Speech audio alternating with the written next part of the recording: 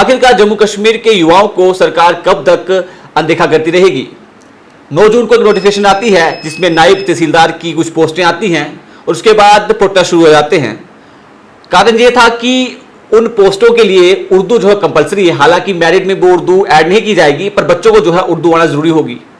पहले तो देखने वाली बात यह है कि 75 पोस्टें हैं, उसके बाद कैटेगरी वाइज बच्चों को छांटा जाएगा। उसके बाद अगर कैटेगरी वाइज कहीं ना कहीं बच्चे उसको पास कर भी लेते हैं तो फिर बच्चों को जो है उर्दू आना कंपलसरी है। इस पूरे मुद्दे पर हमारे साथ बातचीत करने के लिए सोशल एक्टिविस्ट और रिसर्च स्कॉलर मुकेश मनाज जी हैं।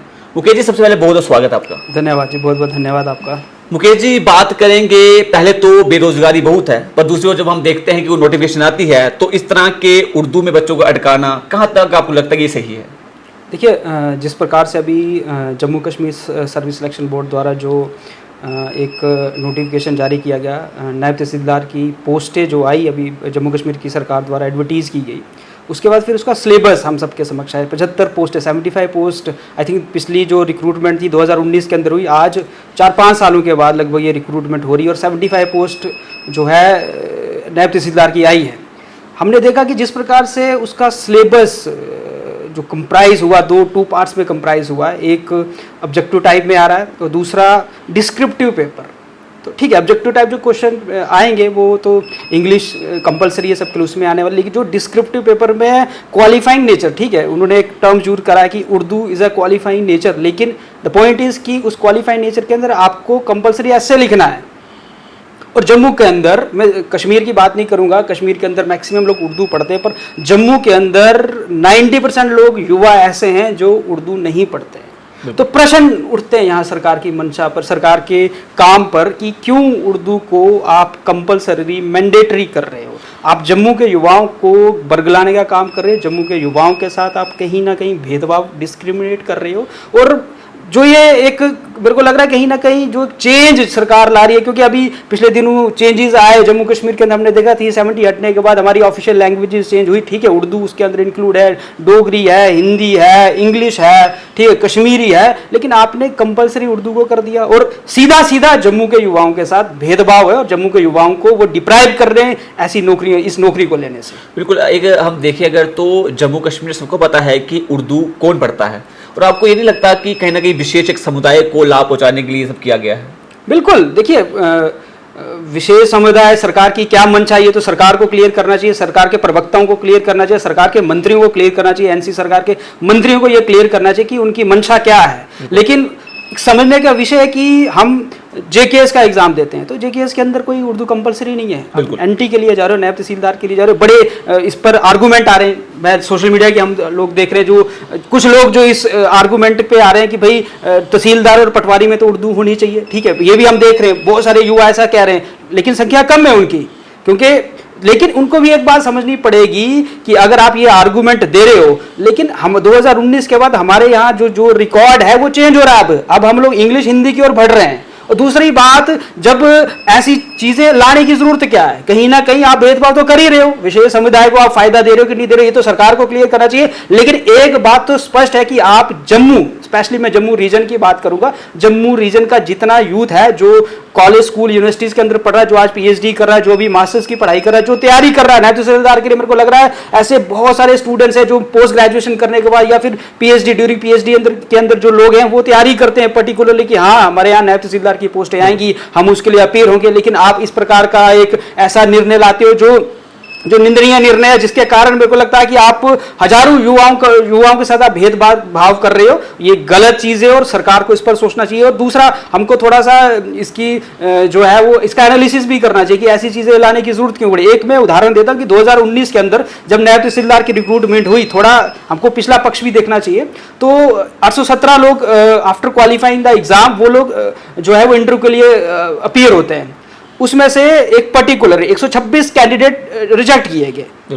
126 कैंडिडेट को क्यों रिजेक्ट किया गया? क्योंकि उन्होंने सरकार की आर्गुमेंट था कि भाई आपने जो है वो आपका जो उर्दू क्वालिफाइंग नेचर है, आपने उर्दू को क्वालिफाई नहीं कर पाए, और जिसमें से 122 कैंडिडेट जम्मू रीजन के थे। तो कहीं ना कहीं सीधा स्पष्ट जो है वो सरकार जो है जम्मू के यूथ के साथ खेल रही है, हमारे भविष्यों के साथ खेला जा रहा है और हमारे साथ भेदभाव सरकार कर रही है। इसलिए मैं रिक्वेस्ट करना चाहूंगा, ठीक है, बहुत सारी पॉलिटिकल पार्टी, छात्र संगठन इसका विरोध कर रहे हैं, लेकिन कहीं ना कहीं जो है वो एलजी को इसमें इंटरवेन करने की आवश्यकता है कि ऐसे निर्णय नहीं लेने चाहिए, ऐसी चीजें नहीं आनी चाहिए जिसके कारण जो है युवाओं के बीच में क्योस पैदा हो, जिसके बीच में डिस्क्रिमिनेशन हो, भेदभाव हो। हम लंबे समय से कहते आ रहे हैं, लंबे समय से युवा हमेशा कहता आ रहा है कि जम्मू के साथ क्यों भेदभाव कर रहे हैं। हमने कितने वर्षों से हम सरकारें देखते रहे जो हमेशा जम्मू के साथ भेदभाव करते हैं, लेकिन अब तो आप सामने सामने करने शुरू होगी। और कहीं ना कहीं केंद्र सरकार ने कोशिश भी करी थी कि जिस प्रकार से हमारे यहाँ जो ऑफिशियल जो 370 हटने के बाद जो हमारा जो रेवेन्यू रिकॉर्ड है वो चेंज हो रहा है, हिंदी इंग्लिश में आ रहा है, तो आप उस ओर बढ़िए ना। आप क्यों नए तहसीलदार पटवारी के अंदर, ठीक है हम मानते हैं कि अभी भी कहीं ना कहीं जो है वो रिकॉर्ड हमारा उर्दू के अंदर अवेलेबल है, लेकिन अगर जेकेएस का ऑफिसर जेकेएस क्लियर करने का अगर उसकी ट्रेनिंग यदि आप उर्दू के अंदर कुछ समय के लिए करवाते हो तो क्यों नहीं आप जो विद्यार्थी, जो बच्चा, जो स्टूडेंट जो है नायब तहसीलदार का एग्जाम क्लियर कर रहा है, क्वालिफाई कर रहा है, तो he has the potential, she has the potential कि वो जो है वो उस चीज को सीख सकता है। लेकिन आप डिस्क्रिप्शन लिखना, ठीक है, आप ऐसे लिखना किसी पर, और स्पेशली उर्दू लैंग्वेज, क्योंकि मेरे को उर्दू आती है, even though I know Urdu, मैंने 10th तक उर्दू पढ़ी है, इवन दो मेरा ऐसा मानना है कि उर्दू को आप इतना जल्दी नहीं सीख सकते हो। आप अदर लैंग्वेजेस में हिंदी इंग्लिश सीख सकते हो, लेकिन उर्दू को इतना जल्दी नहीं सीखते हो। और उर्दू के अंदर ऐसे मेरे को लगता है कि हमने पटवारियों के ऐसे एग्जाम देखे जहां तो उर्दू कंपलसरी थी, ऐसे स्टूडेंट जो मास्टर्स इन उर्दू थे, MA in Urdu from Jammu university, वो एग्जाम क्वालिफाई नहीं कर पा रहे। तो जो इस चीज को सोचना चाहिए, और उर्दू को हम कोई लैंग्वेज के विरोधी नहीं है, भारत की लैंग्वेज है वो, लेकिन अब मैंडेटरी करके कहीं ना कहीं जो वो आपकी मंशा पर प्रश्न चिन्ह लग जाता है। और मैंडेटरी करने के बाद जो यूथ, जो एक कंपटीशन की हम बात करते हैं, जिस कंपटीशन के अंदर जिस हम आर्टिकल 14 की अगर बात करते हैं, आर्टिकल 14 के अगर मैं बात करूं तो एक सबको बराबरी का हक होना चाहिए, लेकिन वो बराबरी का हक नहीं दे रहे, क्योंकि आप एक यूथ को डिप्राइव कर रहे हो। एक जो जम्मू के अंदर हम देखते हैं, जम्मू के अंदर 90% यूथ तो पढ़ता ही नहीं है उर्दू, और हमारे स्कूल के अंदर तो ऐसा कोई कंपलसरी है नहीं कि भाई सबको उर्दू पढ़नी है।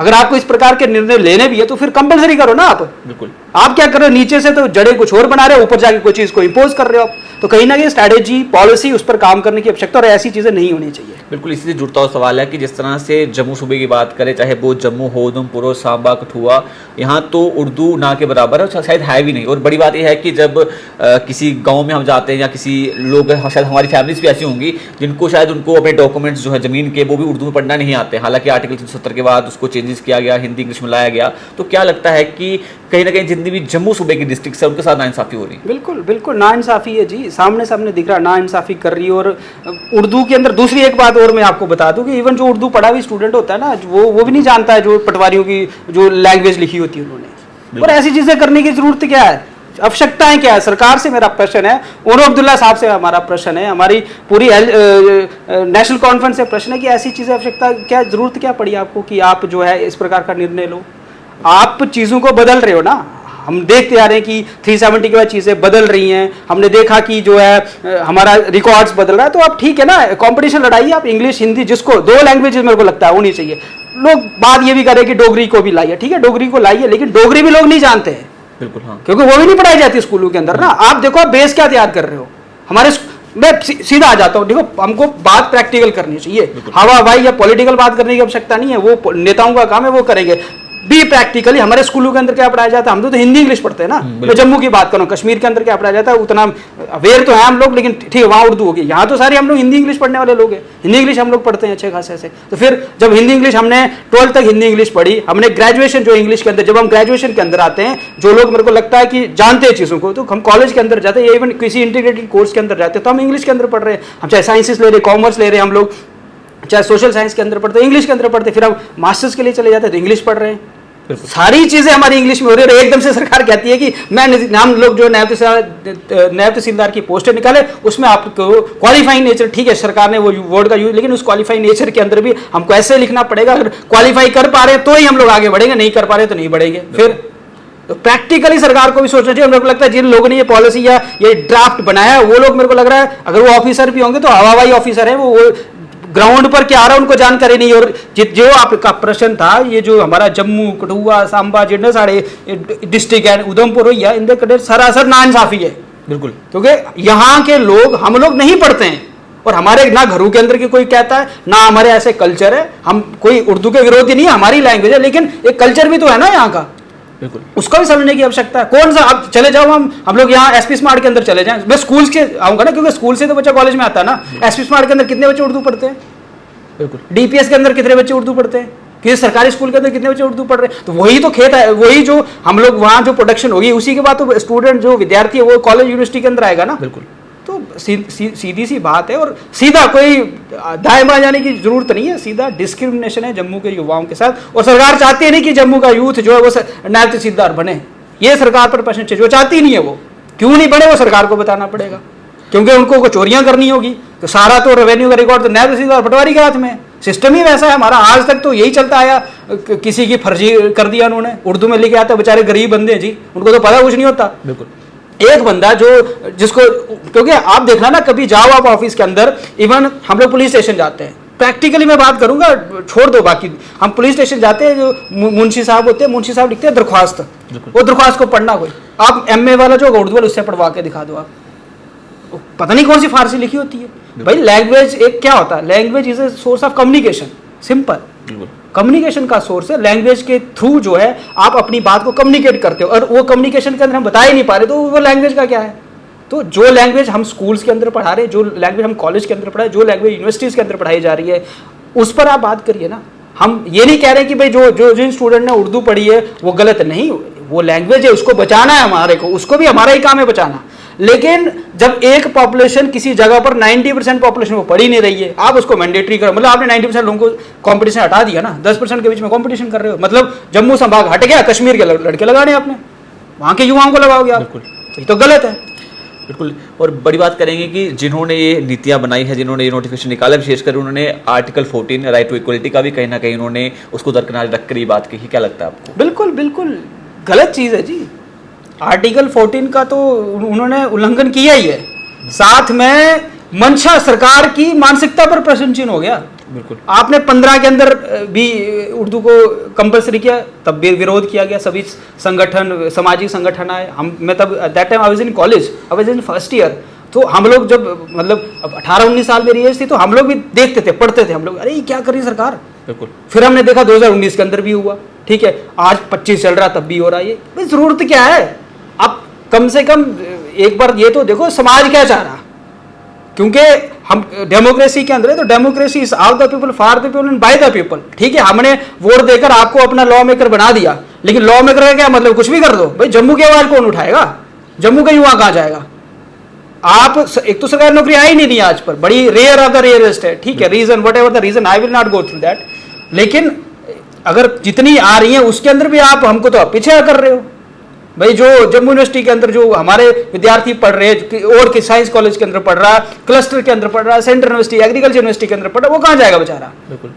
सबकी आस रहती है ना, अब जाओ ना प्रैक्टिकली एक बार, ये जो सरकारी लोगों ने जाओ प्रैक्टिकली, जो लाइब्रेरी का एक्सेस कर रहे हैं, 24-24 घंटे पढ़ाई कर रहे हैं, भाई क्या कर रहे हैं जी, नायब तहसीलदार का वेट कर रहे हैं हम, 75 पोस्टें आएंगी, ठीक है, लड़ेगा उसमें 50,000, 60,000-70,000 स्टूडेंट कैंडिडेट लड़ेगा, कंपटीशन होगा, हेल्दी कंपटीशन है ना, एवरीवन इज रेडी। लेकिन उस कंपटीशन से पहले आपने डिप्राइव कर दी, चलो हट जाओ जी। तो ये तो आर्टिकल 14 का कम से सीधी स्पष्ट है कि इसका उल्लंघन है, और सरकार को, और अगर ऐसा नहीं होगा तो अभी तो मेरे को लगता है आने वाले टाइम पे कोर्ट भी इस पर कुछ ना कुछ बोलेगा, लेकिन कोर्ट के चलो अलग विषय है, लेकिन सरकार को मेरे को लगता है कहीं ना कहीं खुद ही सोचना चाहिए और ऐसी चीज़ों को वापस ले लेना चाहिए। हमारे साथ बात करने के लिए मुकेश मनाज जी थे, और विस्तार से उन्होंने बताया कि किस तरह से जो है जम्मू के युवाओं के साथ मतभेद किया जा रहा है, और सरकार की जो नीतियां हैं कहीं ना कहीं युवाओं के हितों के खिलाफ हैं। तो विस्तार से मुकेश जी ने बताया है, और इस तरह आप देखते रहे स्टेट समाचार। धन्यवाद।